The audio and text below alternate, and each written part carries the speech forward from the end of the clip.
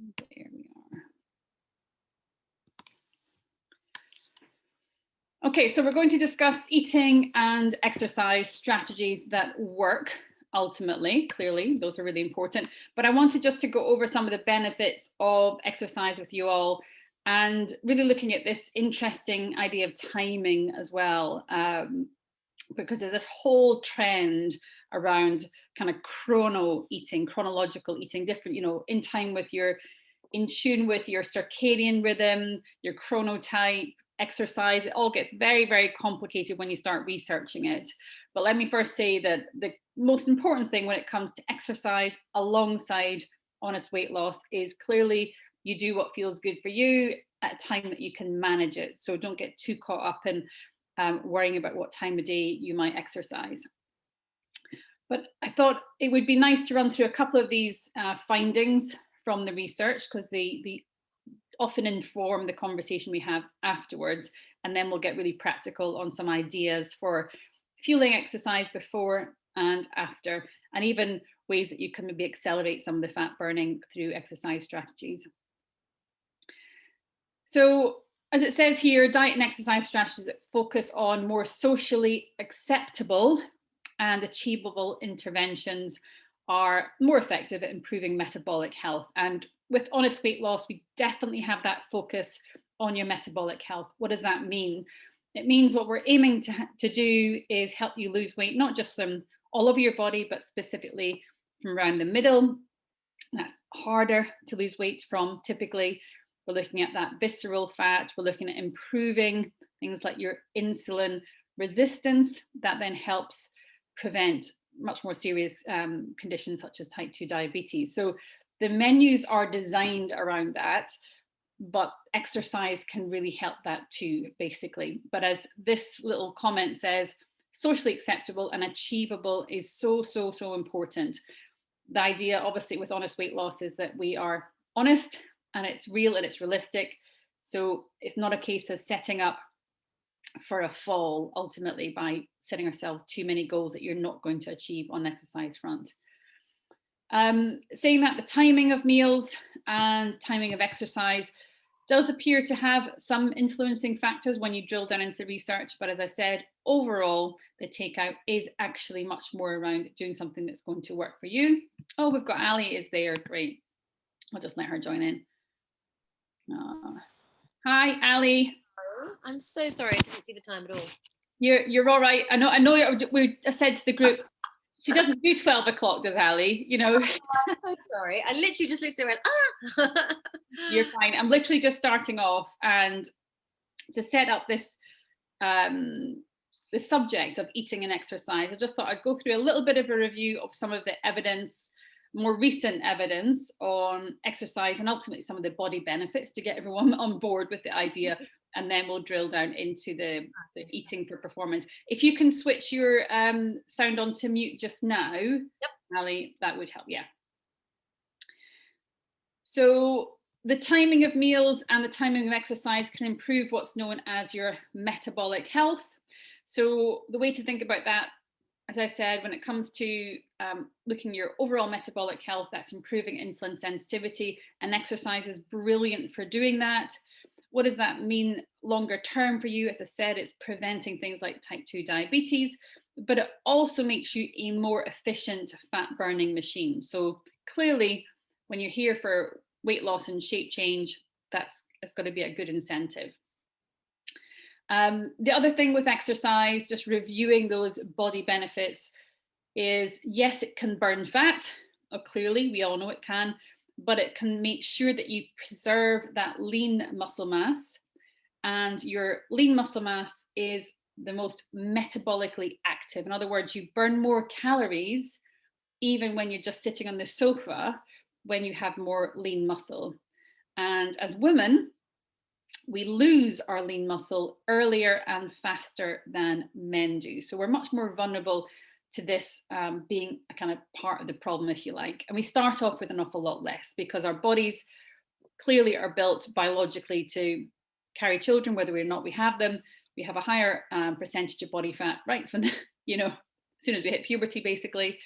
And therefore, it is just a a situation that is definitely more vulnerable in that space. As soon as our estrogen levels drop as well, so the perimenopause and menopause, we can decline our levels of muscle density.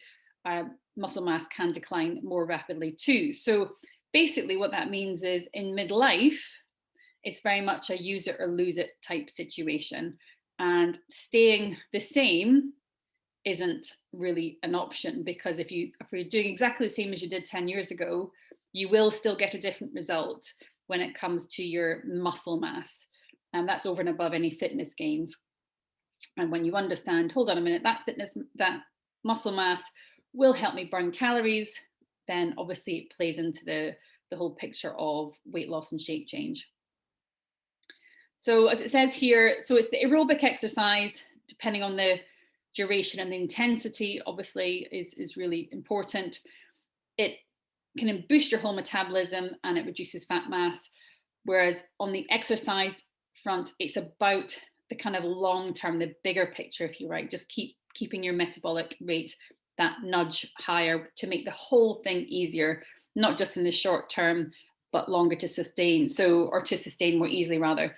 So it's that combination, and different exercise types require different fueling. So that's why I wanted to break it down.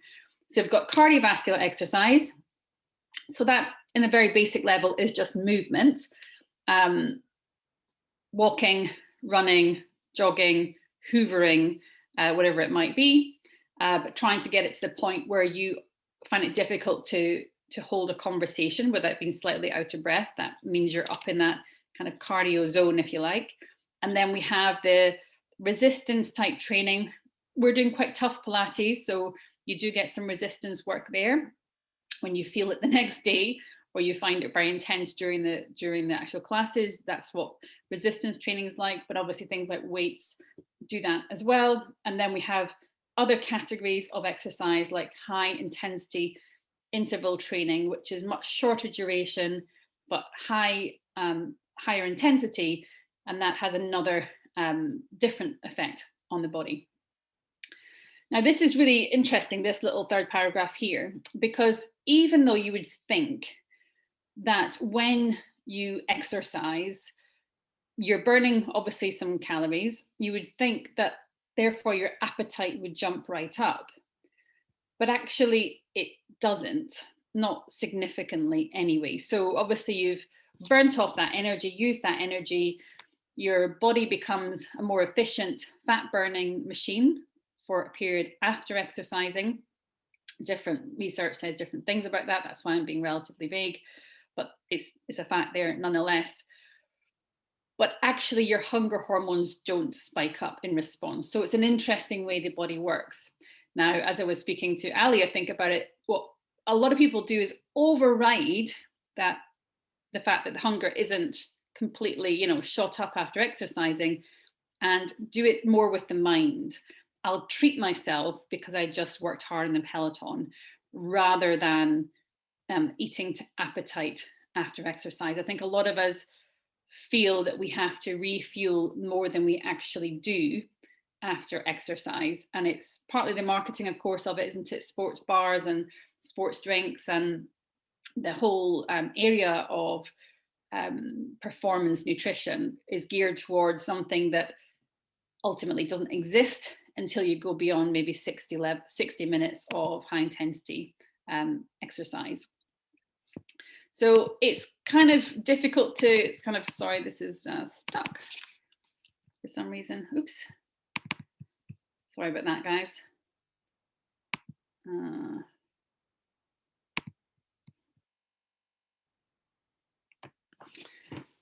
So it's interesting that what the research shows about how the body reacts to exercise is different from how our mind reacts to exercise. And I just want you to understand that in reality, your appetite does not jump up massively if you start exercising. Actually, your appetite control is improved with exercise, which again is really, really interesting, I think. So there's lots and lots of body benefits of exercise beyond just a change in body shape. So exercise does have the ability, it says here, to reduce appetite, because of something called leptin, which is like your improves how your satiation, how satisfied you feel after meals. Whereas the opposite is something called ghrelin, the other hunger hormone, which spikes your appetite, that is not triggered in any significant way. So really kind of interesting what the science says versus what most of us think when it comes to exercise. Just a couple of bit of other sort of sciencey things here. Our skeletal muscle glucose is improved after exercise. What does that mean? It means basically for someone that it has metabolic syndrome or pre-diabetes, where blood sugar regulation and insulin resistance is set in, this exercise is a really, really, really good intervention in improving overall metabolic health. And yeah, basically that's all good news when it comes to exercise. I'm just going to stop that share and come back. So I just wanted to underline what the science says, which is the body benefits of exercise are much more than just thinking about cardiovascular fitness. So much more than just you being able to run for the bus when we're able to go back on public transport. Much more significant than that, and actually very much play into this whole idea of metabolic health, which is what the program is designed around on the nutrition side. But when it comes to appetite, it actually helps control appetite rather than spike appetite. So we may think one thing is happening, but the reality is quite different, unless you're going at a high, reasonably high, moderate to high intensity for over an hour.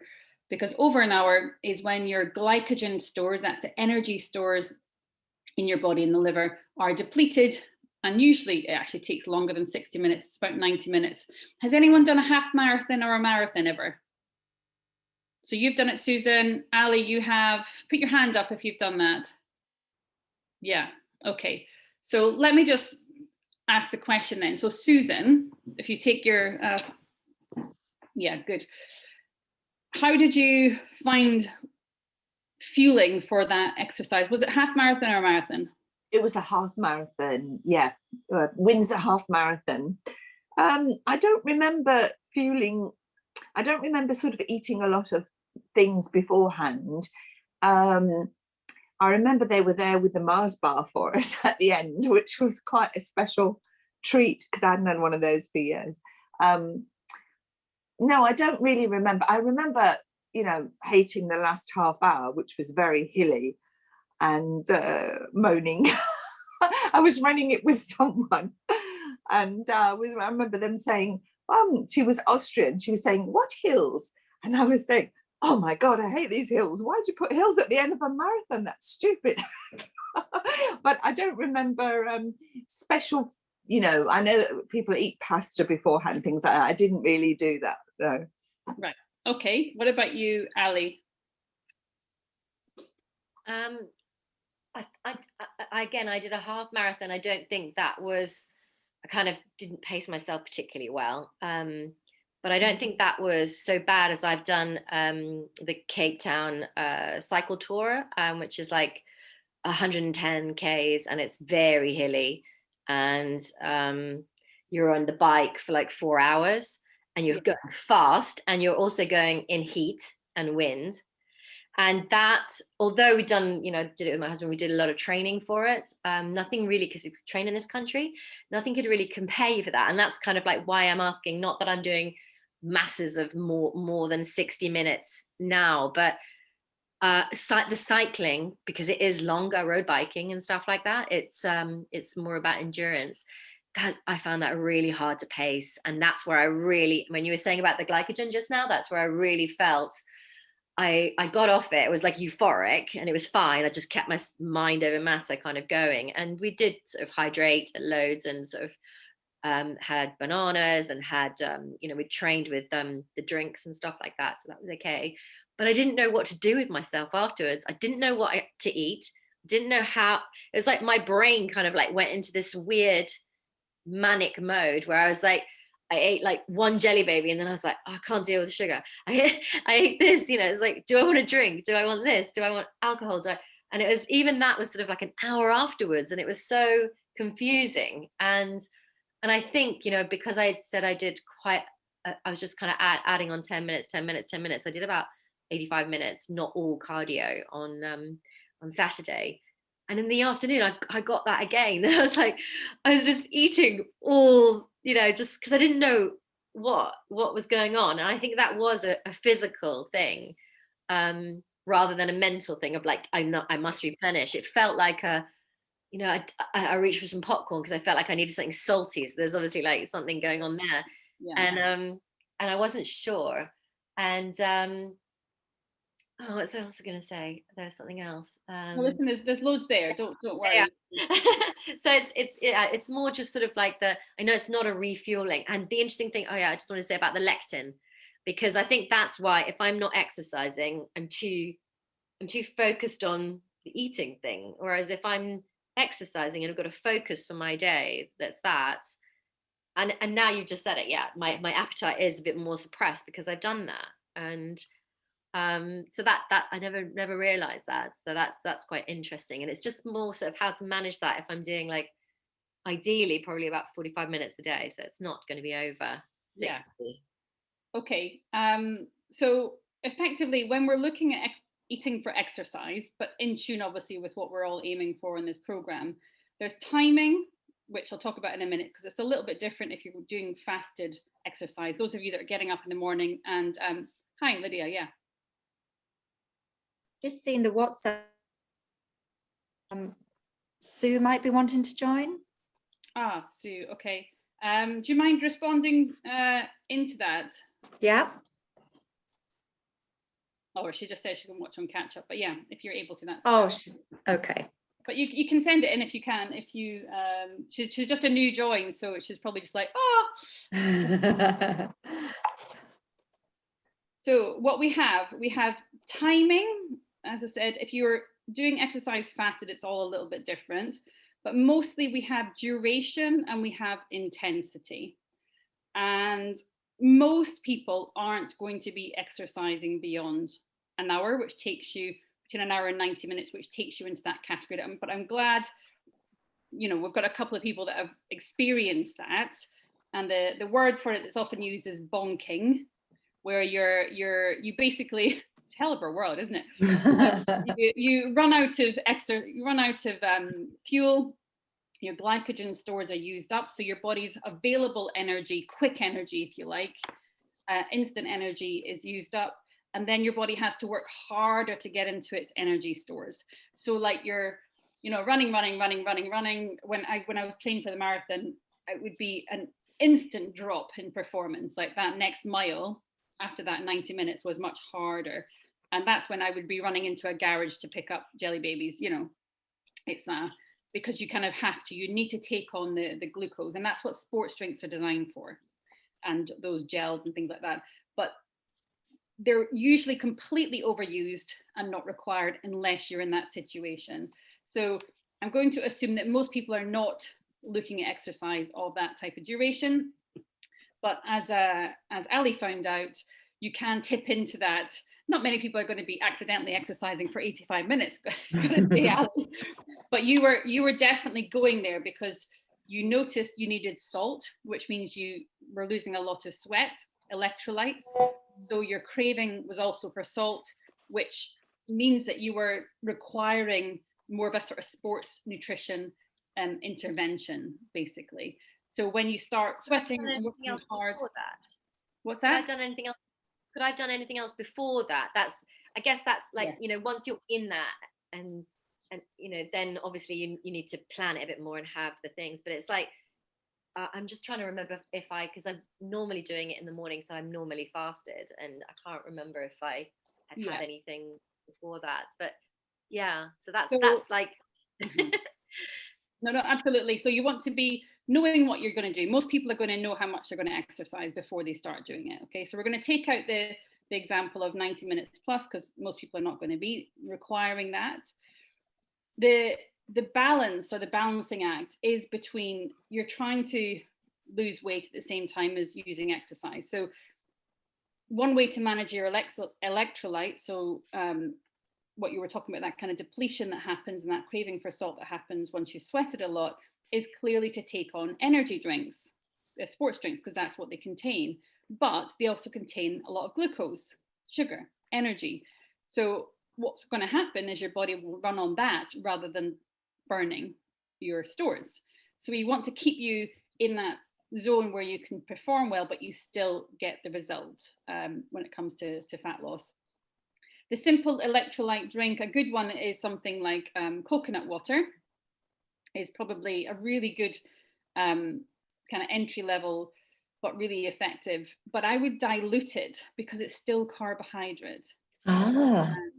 So taking coconut water, maybe having a bit more than diluting juice quantity, if you've ever had that, but maybe a quarter of a water bottle of coconut water, and that will give you enough electrolytes for the sort of duration you're talking about. You could also just have a little bit of Himalayan salt, pinch of Himalayan salt, pinch of sugar, the rest is water. That's another version of an electrolyte drink. So if you are, especially in things like Peloton, working quite hard on the bike and you feel a little bit like that afterwards, then yes, you should take the electrolytes through it, or wait 30 minutes and then switch the bottles round. But it shouldn't happen unless you are either training in lots of heat, because when you sweat more, you're definitely going to kind of get there quicker. Obviously, some people's bodies sweat more than others. That's just a kind of a constitution type thing. But generally speaking, what most people do, and where they kind of go wrong, is, as I said, they take on those sports drinks to manage something like that electrolyte, but as a result, they also take on too much glucose. So their performance increases, but they don't get the fat loss. So it's finding that balance. So looking at electrolytes then, coconut water, but diluted would be a good option for you, and just experiment with it and try it basically. When you are doing, again, we'll stick with this idea of recovering from, let's call it up to 60 minutes. So a kind of Peloton type thing, or a run. What you're really looking at is hydration and a bit of protein and a bit of carbohydrate. But unless you're hungry, you don't need to do that unless you're trying to specifically, unless you really think, I've worked my muscles really hard and the goal is muscle recovery and performance. So it's always about what you're solving for first, basically. A really, really small snack of a few almonds and a bit of a banana, or a small bit of smoothie, save it from earlier and have a little bit of a swig of that. Something really simple is more what's required, but hydration obviously being the key part of that. If you're adding weights in of a level where you're feeling sore the next day, which is basically where you're causing it's almost like a little injury, and then your body has to recover and repair, and your muscles get stronger as a result, then protein becomes really important. But I don't think anyone here is saying they want to build a ton of muscle, because that would require, again, more looking at protein through the day, and different types of protein after exercising have slightly different effects. So whey protein, for example, is best for that. But that's not, I don't think, what you're aiming for. So the key things, if we're thinking about a 60-minute class, the sort of thing that you might be doing, Ali especially at this point, manage your electrolytes. So get your hydration really good. Sipping throughout the class rather than taking on too much at one go is going to be more effective. And making sure you're really hydrated before you start. So one of the downsides of exercising first thing in the morning with that type of thing is that you're already a bit dehydrated first thing in the morning. And dehydration impacts on performance as well.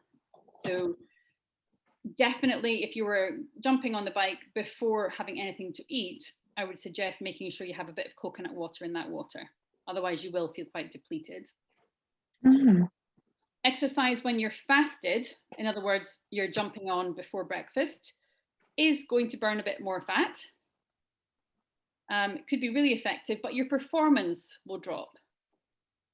Yeah, because you're not got the immediate, you're tapping into your stores. So what's better? It depends on how hard you push yourself. And I would say what's better is to do it when you enjoy it most Mm. and when it's easiest to sustain, because this is all about putting exercise into your life in such a way that you can sustain it and that you don't feel absolutely knackered after it. So hydration is a key part of fueling for performance, but it's pretty quick. It's pretty easy to solve the levels of exercise that we're talking about. As I said, beyond either 60 minutes really intense or 90 minutes at that moderate kind of running pace, you're going to need to change the strategy altogether, but that's fine. Electrolytes are part of it. And the good news is knowing that your appetite doesn't actually increase in line with the amount of calories that you might have burnt is quite interesting to know, isn't it? And don't override that with your mind because your body's just fine. Basically, your body is just fine. You will, however, saying that, you will, your metabolic rate is a bit raised after exercise for a couple of hours, is the afterburn effect a lot of the time. So if you can, what I suggest you do for most people when you're looking at weight loss and exercise together is focus on hydration, maybe with a bit of electrolytes if you're going to sweat, and then just plan a meal within 90 minutes of exercising. Generally, I find I'm not hungry for at least an hour and 15 minutes after exercising. I actually like to delay it a bit, but try and catch that window if you're thinking about weight loss. So if you can time it for, say, 4 o'clock in the afternoon and you're eating at 6, that's ideal. Maybe it's a mid-morning thing and then you have lunch. So it's not difficult to do that particularly. And then you know you're refueling really well because you're having a balanced meal, you're getting yourself everything that you need, but you're not overcompensating for that, for the calorie burn. Because remember, the number of calories that come up on those machines, it's totally an arbitrary number because your calorie burn will depend on your body composition, and calories are not the same anyway. They're all unequal. They're completely not the same depending on the source they come from. So it's much more complicated than just that number. Saying that, as soon as you start to exercise and build more lean muscle mass, it's not going to spike your hunger, but it's going to improve your metabolic rate. It's super interesting with the Fitbit, because I can see, like, because you, as you're saying, it's not about the calories, but I can see the different classes and how I feel, and then how much you are in each of those zones. And when I think sometimes I've been doing like I did a HIIT class, which I'd never done before, which was like interval training. And that didn't get me to that level of cardio. And I was really struggling, not struggling, but like really going for it. And then other times I've done sort of a 30 minutes of hill climbs and then, intervals and a much more of a mix. And it's built up and then it's kind of stayed in that sort of, orange cardio and kind of tipped into like higher. And it's not obvious, is it, about how, when you think you're really going for it, you aren't necessarily doing that. And Yeah. when you're, it's like how, as well as sort of, eating for it, it's like, are you wasting kind of all this time doing things? I probably thought that 20 minutes HIIT class would be better than a 30-minute not, and actually it was, according to the Fitbit, it wasn't that at all. And I didn't get out of the second level in the HIIT class, and yet the other one, it built up really nicely, and I think I felt better for this sort of 30-minute one. And again, I don't understand it, but I'm surprised by it, because it's like, wow, I felt like I was expending so much more energy then with that. It's just what you're seeing is a data point, but you're not understanding what the HIIT is doing. It's not measuring that. So you're looking at getting in the fat burning zone or whatever, but what those HIIT sessions do, even just like a minute of HIIT, the effect is much more about the fact that your muscles then take up glucose more effectively. So if you think about when you eat anything, right, when you eat carbohydrates, where that goes, it goes into your muscles grab it and use it, and then it's going to go into your liver, it's going to be burnt off, right? But if your muscles are better at that job, which is partly what HIIT does, then you're so much better off in every way when it comes to weight loss and how your body handles carbohydrates. So one of the get out of jail free cards, if you like, for carbs is to exercise, because you can make your body really efficient at uptaking glucose, and your muscles use it a lot, and it's just a more efficient process. So the Fitbit's just not measuring that. It doesn't mean it's not happening. It's just that it's showing you fat burning zone or cardio zone, whatever it might be called, but it's just not showing you the other aspects of what exercise can do. So I wouldn't worry about that. I wouldn't use that as a comparison, because you're not actually seeing the thing that you've got to compare it to. It's good to have a mix of all of that, is it? Like, I remember when I was going back to the half marathon example, I did a Matt Roberts kind of 4-month training program, and I was quite religiously following it because I was doing it all on a treadmill because I was living in Dubai and I couldn't go outside. So, and it was so interesting that some of them were really short and interval training. And then you had one long one a week, you had one sort of medium one a week. And I guess I should try to be aiming for that with Peloton, because you can do all of those things. It's just really hard to kind of know. And then you get into the rut of like doing the same thing every day. And then your body is building up some kind of level of resistance, isn't it, if you don't mix it up, I think. It's not such level of resistance. It's so what Ali's describing, and I know Matt, by the way, he's really good at what he does, and his program will be spot on, because it is the mix that is most effective, both for fitness, but also in terms of your health gains, not just weight and shape gains. So when we look at the high intensity interval training, that's those little minutes or so, sometimes really short, because actually the shorter is actually often more effective, because people can't keep up high intensity for much longer. So that's true high intensity interval training, those really short blasts. As I said, one of the key benefits of that is that your muscles become much more effective and responsive, if you like, to when you consume carbohydrates, glucose, and therefore you are better at burning fuel. You're a more efficient machine. Okay, and your fitness gains are quite considerable with HIIT as well. So if you do HIIT in combination with like long, slow runs, your long, slow runs will become moderately faster runs because of HIIT, not because of the long, slow runs. Okay, so it's the combination that's really effective. And you don't need to do HIIT very often for it to work. So a version of HIIT that is really, really simple is literally, it's called Tabata because it's named after the scientist who was called Tabata.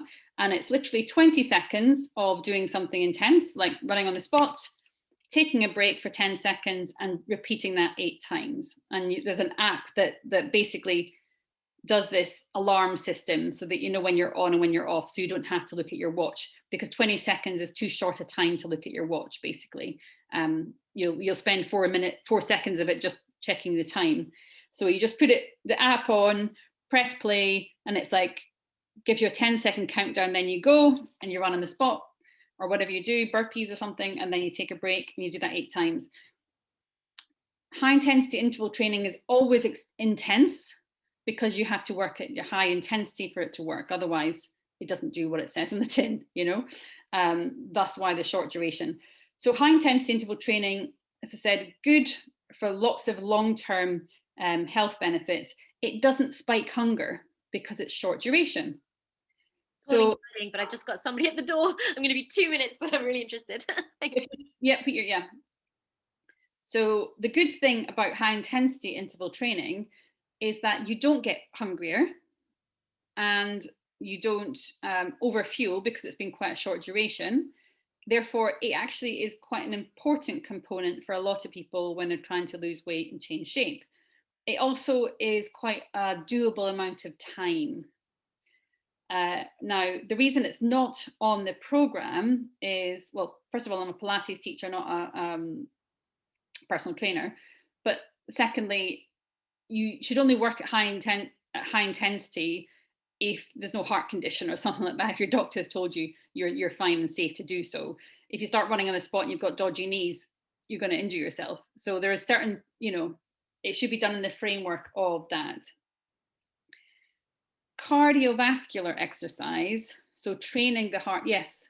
How many times a week would you recommend HIIT? Somewhere between 1 and 3, 1 and 2, not necessarily more. I mean, there are depends what you're solving for, right? If we're looking at this context of just staying generally as fit and healthy as we can and helping with weight and shape, then 1 to 3 times a week is good. Yeah. Yes, Mandy, you had a question. You didn't. Okay.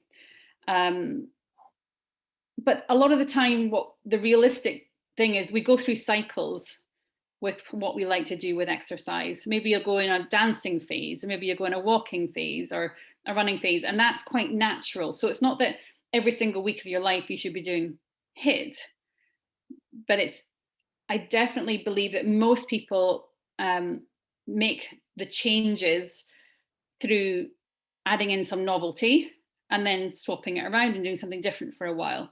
But it's just knowing that HIIT is particularly good for, as I said, keeping your body metabolically healthy and fitness gains, and it doesn't spike hunger. Can I ask, is there any disadvantage if you do it? I do it 5 times a week. There's no negative about that, is there? No. Not what, absolutely no negative whatsoever. It's great. I mean, what you're doing is great. It's all that I would say is there's a big difference between moderate intensity and high intensity.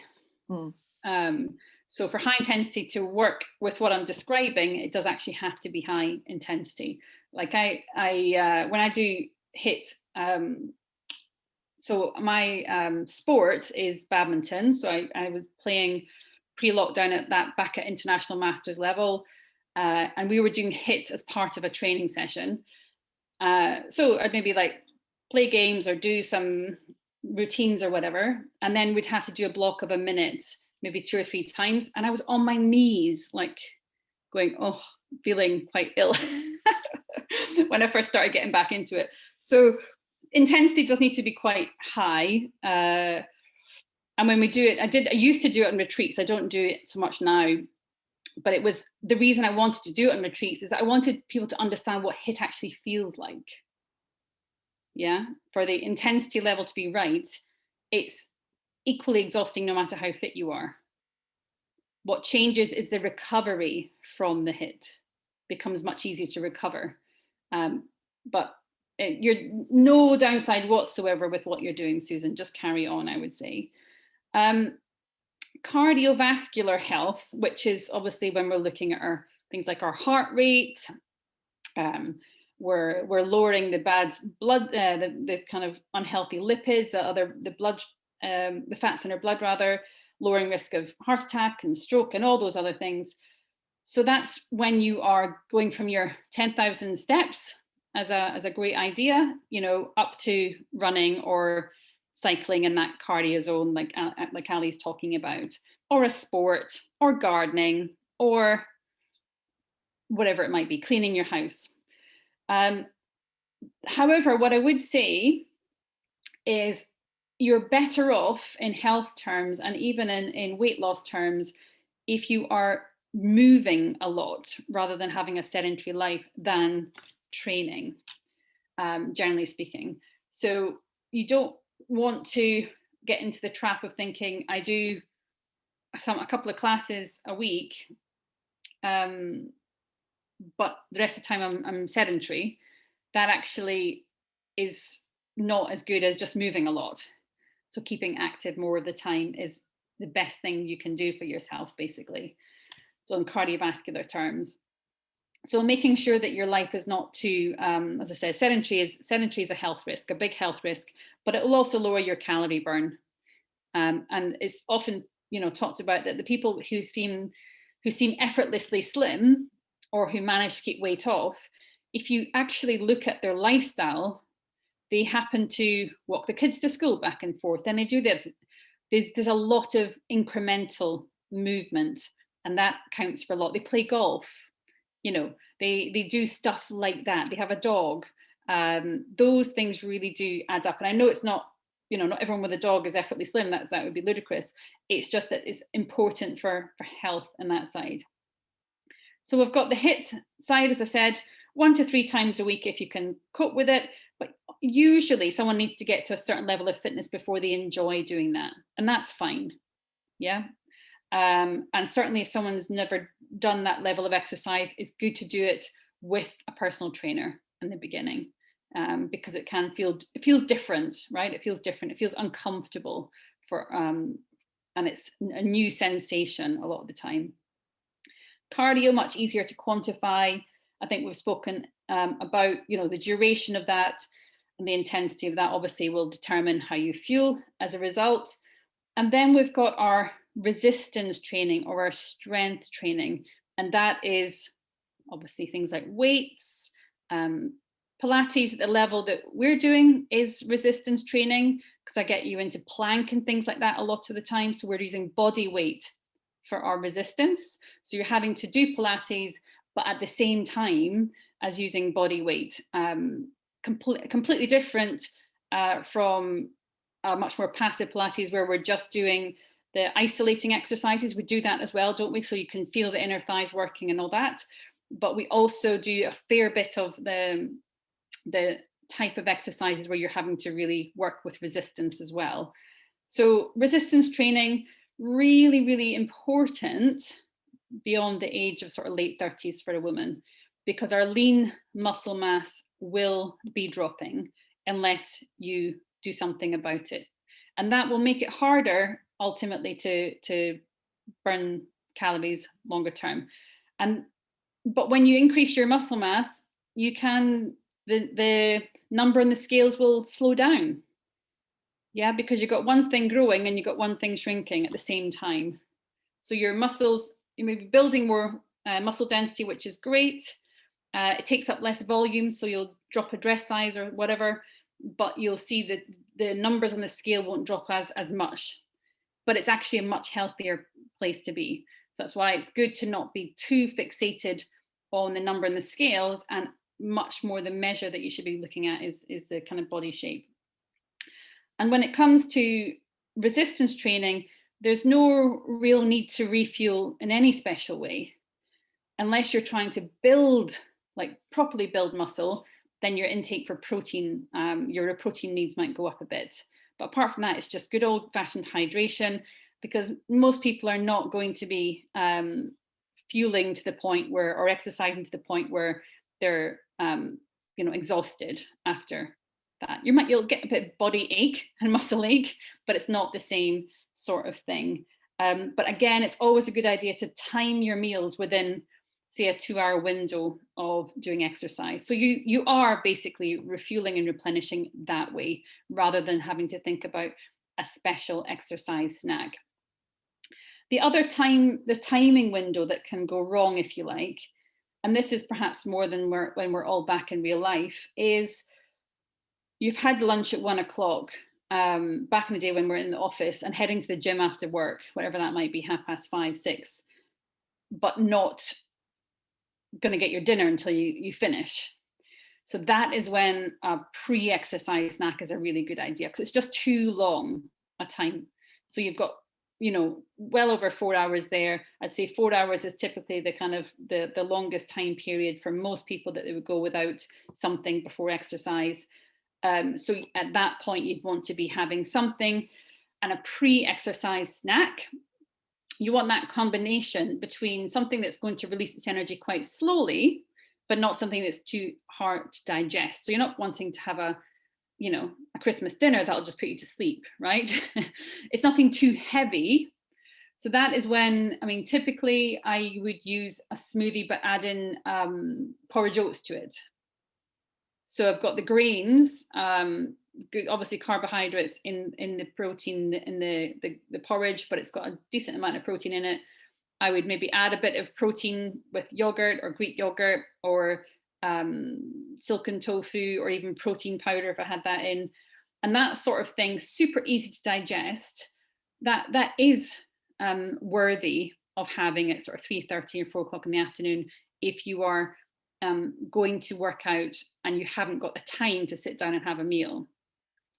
Other, a couple of oatcakes and a banana and a few nuts, those really, really simple options work too. So it's just knowing that that gap, which is the most common gap when we're back in the working life, office sort of style, is the most common need, basically.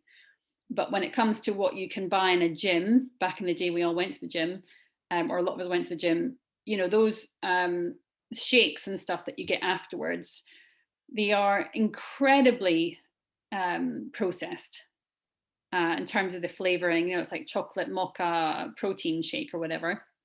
They do taste quite good a lot of the time, got to say, but they're not going to be nutritionally giving you anything that your body really needs. So very easy to be seduced into thinking that's a requirement, but it really, really isn't, basically. So when it comes to timing them, first thing in the morning, as I said, when you're training fasted, just be aware that the best type of training in the morning is something that's a relatively short duration. Otherwise, you will need to fuel a little bit. Yeah, so training fasted, really effective, maybe up to 20 minutes or something like that. So something like a little HIIT class, or just walking the dog and not being too intense about it. All those sorts of things are great, or going for a walk, great for mornings. Then what really matters then is the duration and the intensity of the exercise that you're doing, and that completely informs the strategy around nutrition. If you're going to sweat a lot, then managing the electrolytes, as I said, the super, super simple way is coconut water, but you don't want to take on all that carbohydrate, otherwise you're going to take the place of what you're trying to do, so just dilute it. If you don't like the flavor of that, obviously just add some fresh lemon into it or something like that. The only problem with lemon, of course, is that the acid on your teeth. So I'm going to say my thing, even though it isn't natural or good or whatever, is when I exercise, I do use diluting juice because it's the only thing I can kind of tolerate, big volumes, and it gives me some kind of flavor without being too much. And if I'm doing like a competition or something, I would put a little bit of Himalayan salt in it and just have diluted lemon juice or something like that. So I don't want the acid on my teeth. So it's choosing one over the other. Because with the sort of game times and stuff that I was doing, it's just too much. You have to take on such a volume. So duration then is really important, but most of you, Ali aside, won't be falling into that camp. And then intensity is getting used to the feeling of what intense exercise feels like, but keeping it really nice and short in order to get the benefit from that HIIT side of things. But the overall kind of aspect of exercise, as I said, it improves how your body handles energy that you're consuming. So it's a really big win long term. Alongside that, it doesn't make you hungrier. In fact, it actually helps you manage appetite hormones better, which is really interesting because we're sold a very different story. But if you tune into what you actually feel like, you'll notice, and you've already noticed, Ali, haven't you, that that's the case, is not that your hunger spikes, you actually eat less. You're kind of more balanced when you're exercising. And yeah, listen, it's all good, but the key thing is that you're doing it at your level where you're at right now.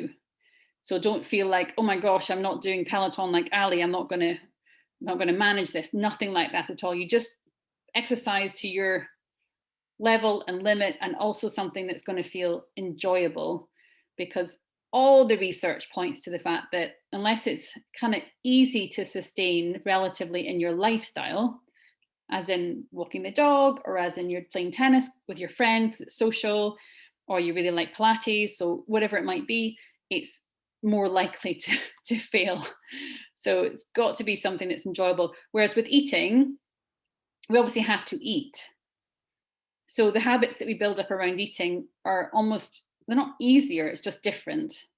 Whereas with exercise, one could argue we absolutely have to exercise, but we don't really, you can just sort of exist. So therefore, opting into it is a different frame of reference, basically. But yeah, sports drinks, sports bars, recovery, all that stuff. Can I just ask one quick thing? Well, twice a week, the HIIT class is switched to 6:30 in the evening. It's just half an hour. So I don't feel like eating after that for an hour at least. I've got all the, I don't know, all the adrenaline going, all the hormones. Would it be, what about if I just didn't eat those nights because I wanted to give an extra weight loss boost? Because I am, you know, I have been struggling with staying the same for a while. Is there any negatives to that, to doing that? Those nights, just 2 nights? What I would suggest is making sure that you have something around 4:30, 5 o'clock. So, you know, have a mini dinner. So your mind is not thinking you've not had dinner, you've had something. And if you can fall asleep easily without the food in your tummy, then that's fine. It's completely fine to do that. However, if when you go to bed, you've started to get that gnawing hunger and you're going to be kept awake by the hunger, then what you could do is fuel around 5 o'clock, 4:30, 5 o'clock. If when you go to bed, say at 10:15, said you're going to be kept awake, just have a really small snack, like a properly small snack, because your intake will still be less overall. So, but you're not going to do yourself any damage to do that. Usually what happens with later exercise, 6:30 is probably about the latest, but is it can make you more wakeful. So it can keep you awake, again, the hormones as you described. So I find that if I'm exercising till 9 o'clock at night, I can't sleep till about midnight. And I'm someone who sleeps at 10:15, you know, but it's just, I can't, it's like a buzz, can't get it out. So you just got to make sure that you don't solve one problem and create another. But I would give it a shot, Susan. Why not? I'd give it a shot and see how you feel. And maybe just make sure, you know, have a bath that night, put the salts in it, stay hydrated, and it might work brilliantly. Yeah. Yeah. Any other question? Ali, have we answered your questions? I know it is quite a complicated subject, got to be fair. Yeah, I think the coconut water diluted, because I was always like, I don't want to take on the sugary things, and this isn't for now, but it is if I start road biking again, because we used to do like 50 minimum and like 70k, 80k, you know, in a session, and like I'm pretty much the only woman that was doing it, so you can imagine how I was doing this as all the guys in front. So I haven't done that for a while because that was just hard to keep up, like, you know, to keep on doing it. But I think the diluting the coconut water is really good because I like it anyway, but I'd always thought it was too sugary, so I don't really drink it. Yeah, and just mixing it up maybe a bit more because there's so much variety, especially on Peloton. You know, you can do Tabata, you can do HIIT, you can do whatever, and it's easy, I think, to get into I'll do that one again, or I'll do that one again, and just mix it up and have a couple of each, which was a bit like that, you know, training program that I was doing for the half marathon. It was like regularly 2 days a week short, 2 medium, 1 long, so you didn't deplete yourself, and then you built it up over time, because I want to get fitter, so I want to see the results, and I don't really know how to measure it unless I'm doing longer or faster or whatever. Yeah, it's you're measuring it through ultimately how long you can sustain things for, so the longer thing that you do, but also recovery time is really important. And that's what you will notice much more with the shorter things. It's that you recover better. So yeah, listen, but it's all good, right? It's all positive. Yeah. All exercise is positive. Just to say, Ali, once you get into those, if you decide to do those longer cycles, you're in a different category at that point. Yeah. Okay? Yeah. It's another conversation. But I would, you know, where you are, I can see Susan's itching, she's up, she's moving. Just standing better than sitting is still healthy. It's all good. She's ahead of everyone. So but if there's any more questions on it, obviously we can pick it up, but I just wanted to make sure that the kind of fundamentals are there. It's all positive no matter what level it is you're working at. I know some of you are more dog walking and Pilates, that's still great. You know, adding the odd boost of like running on the spot is kind of a nice mix up for that, but said it's more like a personal trainer that would do that. I wouldn't want to do that over Zoom with you. So not the right thing for Speeding me. up your walk when you're walking, you know, even it's quite easy to do, well, you know, walk the dog for an hour or something. But then if you just have 5 minutes of walking a bit faster and you get your heart going, and it's got to be better, hasn't it, than just like walking and Definitely. walking. Yeah. Yeah, or just adding in a hill. If you've got hills around you, I'm surrounded by hills, so it's quite easy for me. But No yeah, hills.